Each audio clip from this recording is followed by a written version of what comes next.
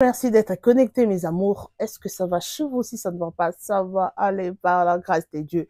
Merci d'être connectés. Nalingi Bino a trop. Je vous amour, je vous aime, je vous adore.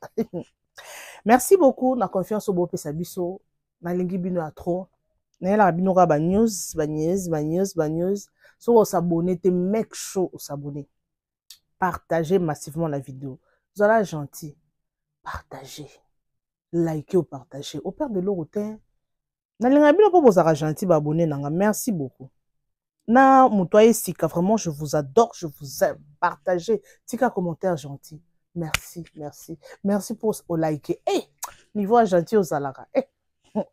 Alors, qu'est-ce qui se passe, mes amours? Tout solo là, tout solo là. Let's talk. Bandeko nanga, bandeko, mes amours, bandeko. Qu'est-ce qui se passe? Prophète Mukenji, lelo basala nzambe, bakomi ko s'attaquer entre bango na bango. Na kala toyebaka polémique eza ya wera na JB. Mais lelo polémique ekomi ne basala nzambe bango na bango, bazo beta na ba pic. Bango na bango bazo bwakela bambwa. Donc to benga ngo na lingala, na forme lingala, to benga ngo na lingala solo, bango na bango bazo bwaka bambwakela. Bango na bango bazo bwakela na bambwakela bandeko. Et puis ça participer ma wakati na mitema. Alors, to banana no Roger Baka, vidéo on a la ya prophète Mukenji, ye na Denis le Simbutu. Après vidéo Zolanda, non chez la bino la vidéo bandeko, la vidéo ya Roger Baka, nanya zo menacé, nanya zo linga baka ngai, po te biki ya lobaka. OK, à lobaka ba vérité pe ya mingi quoi. Alors, on a bien Kolanda, ben émission ba genre abona linga au salon parce que eza et touché ba sala nzambe, o ba sala nzambe ya solo, na ba ope ba sala nzambe ya lukuta. Alors, on a la bino nanu vidéo, ya vidéo oyo son oyo bolanda prophète Mukenji et puis nous allons retourner pour suivre l'évangéliste Roger Baka. OK? To kamaramba lobi na kati. Allez, sans plus tarder, n'hésite pas surtout de t'abonner, partage, liker et commenter, ok? Là, je souhaite et puis FTC qui fête aujourd'hui. Pour chaque jour, tozo la muka, bazo fêter, il y a de gens bazo koufa, mes condoléances à tout le monde, artistes moraux, Aouti, Koti, Kabiso, donc chaque jour, bazo koufa, en tout cas, paix à son âme. Alors, suivons d'abord ça et ensuite. Je ne peux pas quand même comparer Denis Lessi et l'apôtre Léopold Mutombo. C'est manquer du respect à l'apôtre Léopold Mutombo. Okay. C'est ça le malheur au Congo, c'est qu'on ne respecte pas nos héros. Denis Lessi a fait des stades de martyrs, mais Léopold n'a jamais fait des stades de martyrs. S'il faudrait parler en termes de slogans, de miracles. C'est parce que Denis Lessi Nzondo, Denis Lessi Arche de Noé. C'est parce qu'aujourd'hui, c'est parce qu'aujourd'hui, vous savez, aujourd'hui, l'apôtre Léopold Mutombo, pour ne pas faire sa publicité, c'est une fierté. Pour moi, je dis, les Congolais doivent être fiers de ces messieurs. Okay. Ouais. Il est là, il a bâti un ministère fort. Vous dites faire les stades ne signifie pas être grand. Pas n'importe quel stade. Non. Vous étiez en Europe, vous pas le stade des martyrs. Faire le stade, même le stade des martyrs. Avec 80 000. Je peux le faire. Je peux faire le stade des martyrs. Je peux faire le stade Tata Raphaël. Peut-être d'ailleurs, si peut à Dieu l'année prochaine, je peux faire le stade des martyrs. Parce que même dans la Bible, il y a les vieux prophètes, il y a les petits prophètes. Ok, est-ce que quand tu me vois, parce que tu veux engager une polémique. Je n'engage pas une polémique, tu veux engager une polémique entre moi et Francis Tatou. Si lui, le prophète Francis Tatou, fait son travail, gloire à Dieu. Mais si il prêche les cabales juifs, oui, il a ces messages-là, c'est ses enseignements. Il est dans les faux ou dans les vrais? Parce que vous voulez éclairer, sauver les enfants de Dieu. Aidez-nous, ne faut pas avoir peur. Parce que moi, Paul Mukendi, tel que tu me vois ici, tu me vois, moi, Paul Mukendi, avec tout mon bagage ici, être fils spirituel de Francis Tatou.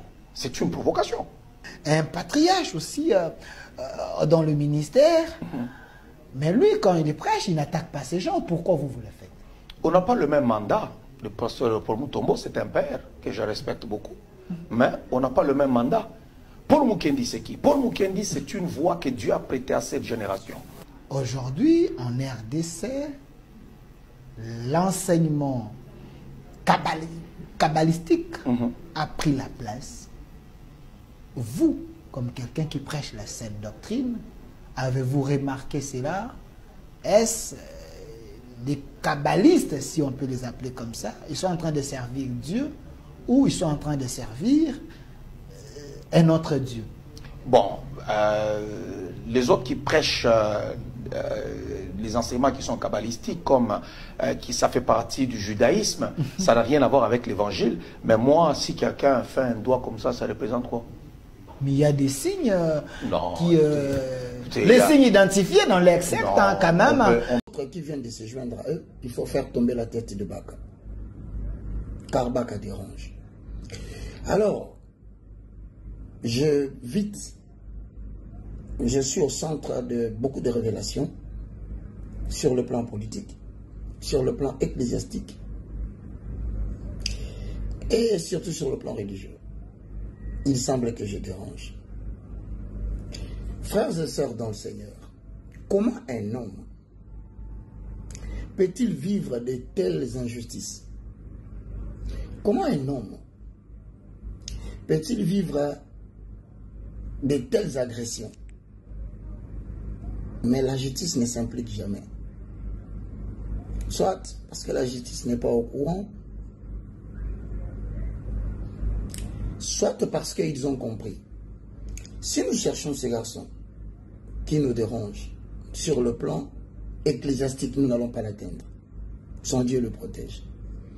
Nous allons nous transformer en membres des partis politiques. Nous allons nous transformer en membres de l'Union sacrée. Nous allons nous transformer en membres des sectes. Et nous allons lui créer des problèmes politiques jusqu'à ce qu'il tombe dans le piège politique et qu'il soit arrêté. Voilà le plan. Et Dieu est bon. Mesdames et messieurs, quel est l'objectif poursuivi par ces mandats de comparution qui n'a pas eu une réquisition d'information, qui n'est même pas passé sur une invitation, que le premier substitut du procureur va se permettre de signer? C'est parce qu'après enquête, mon avocat est descendu au palais de grande instance pour vérifier l'information. Il s'est fait que je suis convoqué par le magistrat Basse, local 4, que je préfère éviter d'ailleurs de citer son nom parce que nous le connaissons, que je préfère d'éviter encore de dire dans quelle église il prie, que nous connaissons, et d'éviter quel est le jour où il s'est tenu cette réunion pour m'arrêter. Même en plaignant, on m'a connu, mais moi comme restaurateur de valeurs spirituelles, la Bible nous dit que nous soyons toujours prêts à refuter les contradictions et à rester dans la saine doctrine. Je ne sais pas si aujourd'hui dans notre pays, nous ne serons plus en mesure de parler des Dieu. Je ne vois pas la place de la justice dans des débats de doctrine. Ou soit, la position que vous occupez politiquement vous permet de donner l'impression que vous pouvez, me semble-t-il, instrumentaliser la justice contre un paisible citoyen qui ne fait pas la politique. Vous savez ce que vous faites, je trouve cela dangereux. Vous êtes en train de vouloir multiplier le nombre des ennemis contre les régimes actuels. Voilà la tentative. Vous voulez me conduire à devenir l'ennemi du régime. Pour enfin avoir des éléments et dire, monsieur, ces garçons ne vous aiment pas. Et là, vous pouvez avoir l'opportunité de m'éliminer, soit m'abattre, soit m'assassiner, soit ce que vous planifiez. Jérémie 1,19. Ils te feront la guerre, mais ils ne te vaincront pas. Ésaïe 54, 14 à 17. Tu seras fermé par la justice. Bannis la crainte et la frayeur, car elle ne s'approchera pas de toi. Si l'on forme contre toi des complots, sache que cela ne vient pas de moi. Et tout celui qui se liguera contre toi tombera sous ton pouvoir. Voici, j'ai créé l'ouvrier qui fabrique une arme et qui souffle le charbon au feu. Mais j'ai aussi créé le destructeur pour la briser. En sorte que toute arme forgée contre toi sera nulle et sans effet. toute langue qui se lèvera contre toi en justice, tu le condamneras.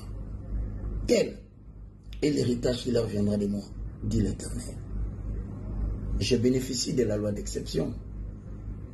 Je réponds encore pour demander à toutes les autorités de l'appareil judiciaire. Personnellement, je m'adresse avec beaucoup de respect au ministre de la Justice, Constant Mutamba. Voici les antivaleurs que vous êtes en train de combattre. Ce sont des bavures. On ne peut pas instrumentaliser la justice pour un citoyen qui fait un débat ecclésiastique. Et je ne sais pas quelle est la procédure qui consiste à transformer une émission de télé de religion, de débat contradictoire, en une infraction RMP. Jusqu'à aujourd'hui, semble-t-il, il y a encore des gens qui se prennent pour des puissants pour s'opposer, tuer, réduire, humilier s'il le faut, les petits citoyens que nous sommes. Où vous voulez que nous fassions tous la politique? Vous pensez peut-être que je passerai à la télévision pour incriminer le régime. Vous pensez peut-être me tenter à parler mal contre le président. Pour que vous ayez de bonnes raisons de dire cet homme, on doit l'arrêter, il insulte. Mais je ne le ferai pas, je ne tomberai pas dans votre piège. Je dénonce sur le plan national, ecclésiastique, qu'il y a un groupe d'hommes derrière vous, que je connais les noms et que je tais. Mais il arrivera un moment, je dénoncerai tous ces gens-là, là où les réunions se sont tenues, je dénoncerai tous ces gens-là, là où les réunions se sont tenues, qui étaient avec vous, quels sont les pasteurs qui vous ont soutenu dans cette démarche. Sinon, personnellement, je vous invite à regarder sur Congo Buzz, mon émission. Basekoti na mboka basali bakomi ko telengana bango na bango bako sabe boyoki na video ya liboso na Chilibino ya pasteur Mukendi alobi ako rempli stade de martyr. Oui, c'est une bonne chose ako rempli stade de martyr na ebite alobi yango na boule ya ko rempli de Mike a rempli saki. Naibita lobi on a boule ya nini abeti déjà pique a lancé déjà libanga na pas prophète Joël Tatou.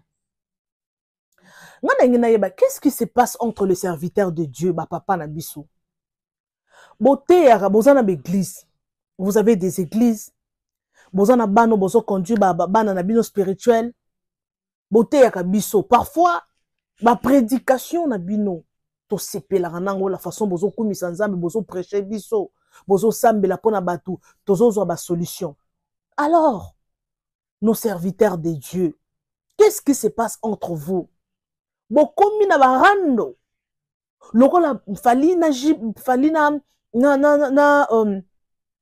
faire rigola lokola jibe na wera botika no mambo soni botika cher et comment place ya kobwakela na mabanga. Cher et comment place ya ko rendre ma compte. Au mona pasteur asali vidéo abwakeli muninga libanga ayebisi ba cameraman bo kataka parti wana bo tcha na ba réseaux sociaux. Soit ayebi ata aza live soka abwaki libanga ba réseaux sociaux ba page et ko kataka te lansango ba papa bozo kende wapi. To komi na temps de la fin. L'autre pour le prophète Denis laisse façon sasaki basali ya nzambe. Pourquoi? Ayebi azana kati ya entourage wana azana kati ya monde wana ayebi comment il fonctionnera. Et ça le roi ngana na monde des médias nayebi ke et ça la boy et ça na monde à YouTube nayebi ke YouTube fonctionnera boy. Te donc son nayebi si bien mambo le kana na YouTube au côté dans YouTube studio au côté na Chrome au côté nayebi si bien bon dimanga parce que na monde wana. C'est la même chose avec le prophète Denis. Or, c'est la réalité. Dans makambo oya bande ko yebisa biso pona ba pasteur, c'est la réalité. Les autres comme monango. On senti que non, mosala nzambe mususu, azo tinde, mosala nzambe a tindela, mosala nzambe mususu ba soda ba kangaye. Soit à tinde les convocations, papa, papa. Basala nzambe bandote ya biso liloba na Bible, simbi Bible. Azul, à la type veste simple, aomi kitisa un serviteur de Dieu, oya kala bandote ya biso liloba nzambe lelo na ndenge tokoli baza wapi. Papa, réseaux sociaux, basala nzambe, réseaux sociaux, ezo bungisa bino vraiment makambo nzambe. Nga na ebité hein. Na banzimi, biso banzimi. Pourquoi tozala ba fanatique excepté ngai? Pour ngai naza sentimentaliste ti. Na linga nanga naza mutu ya naza mutu moko boye na sala la sentiment ti.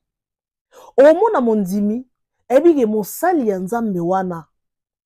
Place oya azawana, a mutu ba problème. Aza mutu moko réputation eza ya mabe, mais omona eka na place wana. Okomona eka na église wana. Donc tingami na église oko imaginer te. Pona nini azafani ya pasteur. Alors mes amours, mais bon ça la sentiment te. Soko moni pasteur moi za na réputation mabe, bima na église wana. Oke sa ni kuna. Oke no ko sala ni pasteur a na réputation mabe, yo oke sa ni kuna. Bima place wana. Tala neti boy, Roger Bakazolela. Azolela batindeli convocation. Pona nini aosa la débat ecclésiastique soki ndenge nini. Roger Baka peu esthétique et boma vélo papa. Tala famille na yo. Biloko mususu yo zo sala pour exposer mabe, ozo exposer mona ndongo tshaka photo fali, omoni oyo sini oyo elakisi boye, eloko boye elakisi boye. Oui, c'est une bonne chose ozo yebisa biso pour ozo connaissance, mais il y a d'autres choses, il faut se réserver.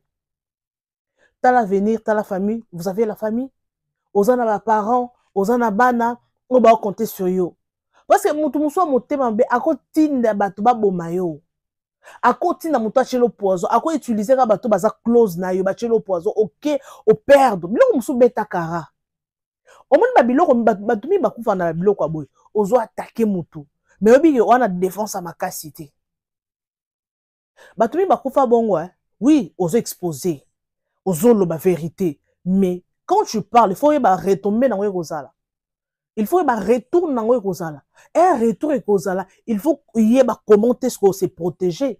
Et ça, le moi, un président, par exemple, azoloba, azofinga batu, ça n'importe quoi. Pour y que papa na ye a mokonzi. Ane loko ba osala été parce que son papa azali mokonzi. C'est la même chose. Na zoloba like me nenge na loba boye na loba eza chaîne nanga na che caméra nanga na bandio loba muto kwa interdire nga na azate na kolobe loko nyonso na kolinga na kofinga mutu nyonso ngai na sepeli kofinga muto kanga azate. Mais quand je le ferai faut na ba que retour nango ezani. C'est ça. Donc c'est pour cela il faut na contrôler. On a koloba parce que na oloba boy peut-être nanga moko. Mais bato ba Hollande baza multitude d'abat baza ebele. Talaka tout le monde a 1000 views tout le monde a 1000 views 1K. Mais sur le base 1000 personnes batandi bango ba osale belé. Donc cela veut dire mambo na oloba faut na tenir compte mambo na oloba. Ngana koloba na Afrique eza bato mususu aloba ka bo liloba ekoti prison. Quand na oloba boy akoti prison. Quand na oloba boy ba chele poison. Quand on est dans le simple boy, a eu un problème grave. Pour nani koloba. Oui, c'est une bonne chose, papa Roger Bang. On s'affrie à koloba. Mais c'est pourquoi ça les vidéos pour la koloba, de la convocation, justice et kota makamu? Non. Tu peux faire d'autres choses, oser évoluer facilement sans pour autant oser avoir un problème. Parce que tout le monde qui au télé qui les kambouya papa, tout le monde qui vidéo mon va mixer image à Roger Baka na pasteur Léopold Mutombo. Comment est-ce que ata lelo azate en fait azolobe la likambo ya ba pasteur ne batika rabana ba soki bazate azo préparer bana ba po ba hériter na ba bien na bango surtout na église surtout ya église. Oui, c'est une bonne chose au lobby. Mais est-ce qu'il faut que ba retour na weza nini? Non, par exemple na ko lobela maramba boy na zaka likolo na lobeli mais na kota na vie privée à mututé.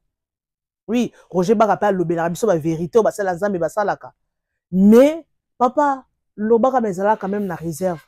yeba ke loko na ko loba bo retour na ko za la bo ba tebele ba kufa bongo pour ça la différence et bien bozo loba boza tout le monde ba yebi que boza basala nzambe tana tibiloko tout monde qui Denis Lessie lelo Denis Lessie se ressaisir pasteur le prophète Denis Lessie a se ressaisir pour le bakino na zongeli makambo nzambe pour yemo ko comprendre que abungi na nzela omoni soki nzambe tiki yo soki nzambe abwakisi yo bandeko osala nyonso okomo matibe okitibe o comprendre te vino ezokende ya bulu yeke tala lelo pasteur Denis Lessie prophète a comprendre que azaki na libungi donc abungaki nzela makambo sala lelo oyo azongeli nzambe mais est-ce que malgré azongeli nzambe réputation ebebi déjà donc bato baomoneka ke no pasteur ou aventurier bato bazokroire na ye lisusu te il y a d'autres personnes au baondimela ye oui mais ce n'est pas tout le monde donc baomoneka lowa comédien po nini akendaki na libungi abungi nzela à perdre donc bato bakomo juger ba pasteur nyonso mingi aba aventurier aba escroc wana aventurier te wana ba aventurier alors bandeko nanga s'il vous plaît basela nzambe botika ba biloko basanti bana ngana kotondisa stade de martyr yango okotondisa pona koteaka liloba nzambe to po bato bamona ki yo okotondisa stade de martyr eloko papa Mukedi alobi en tout cas ça m'a choqué papa Mukedi soko olanda ngai papa s'il vous plaît soko ozana nzambe wana réputation bien garder ka ligne wana bokotaka na ba polémique ya ba YouTube ote ya ba internet ote ya d'autres pasteurs balingana bango toleka ba makambo ba réseaux sociaux ote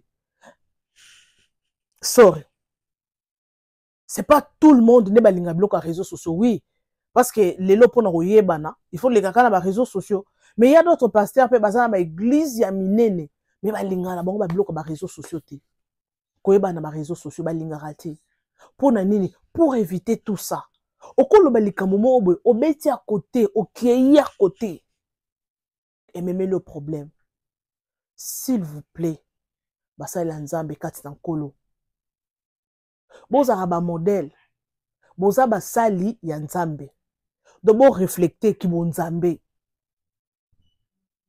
namoni prophète moko boye alobaka trop na ba TikTok moi je vous dis filmer na Quentin abandé koyeba te aomela masanga na petit chéri na ye mais apesaka ba prophétie makasi siko yebisanga moto aboye apesi ope prophétie ondimi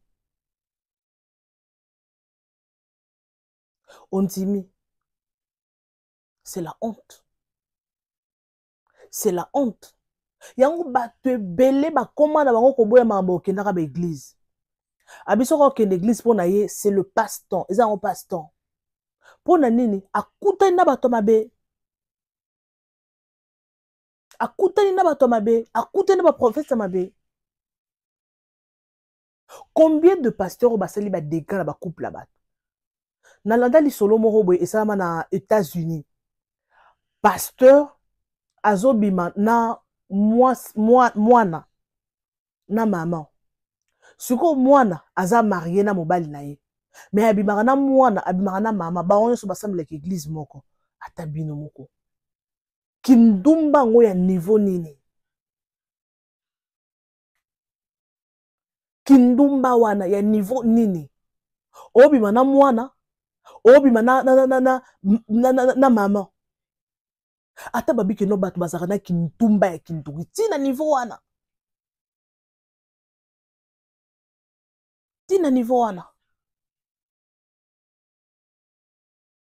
non qui passe non qui douleur je me suis dit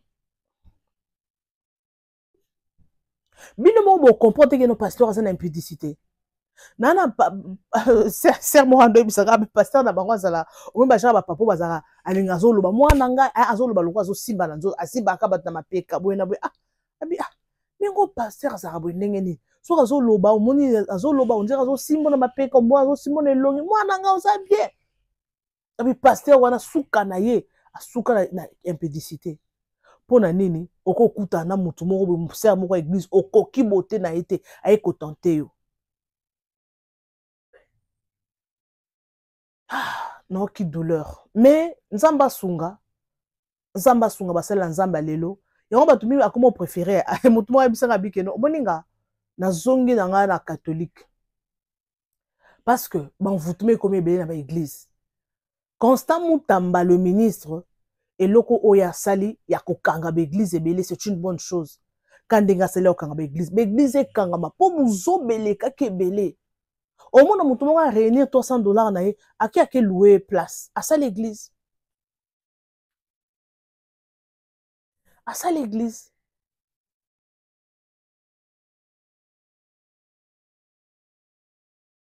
Donc, l'église, on a reçu la wana. Donc, banziminde bazoué en charge.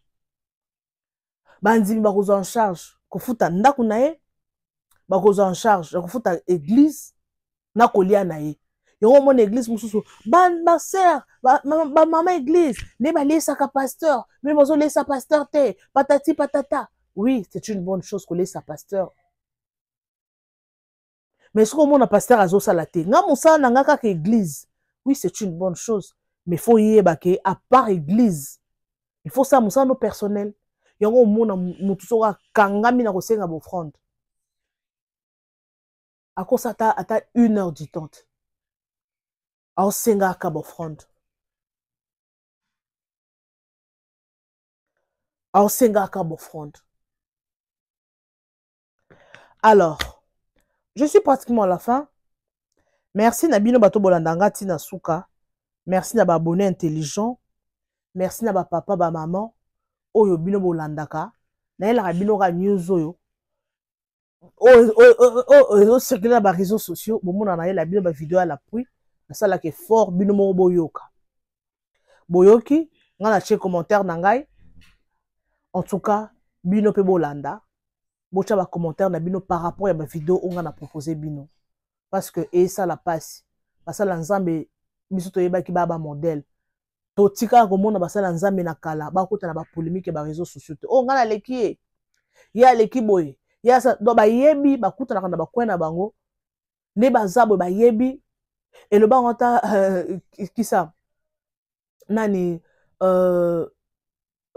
Denis Les alobi eza basala nzambe ba PD a mosala nzambe meza PD do abimaka nandeko ne mobali bazali siko moto abongo yo kende kana église moko moni bato ebele église wana fula bato ebele mais oyeba te qu'est-ce qui se passe na kati église wana omonaka bato ebele hein église wana ezomata ezokita parce que oyeba te pasteur a moto afuelele yango avo kende église make sure nzamba convaincre yo église nini oyo ozokende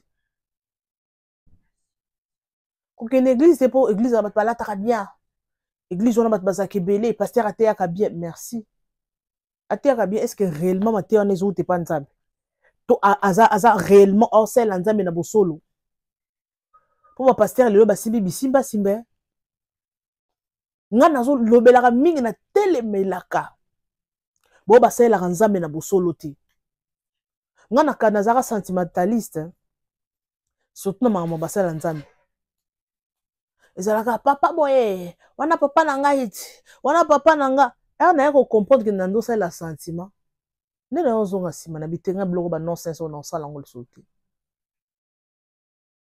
mpo na comprendre ke oyo aya sentiment nde bando osalanga. Merci beaucoup, je suis pratiquement à la fin.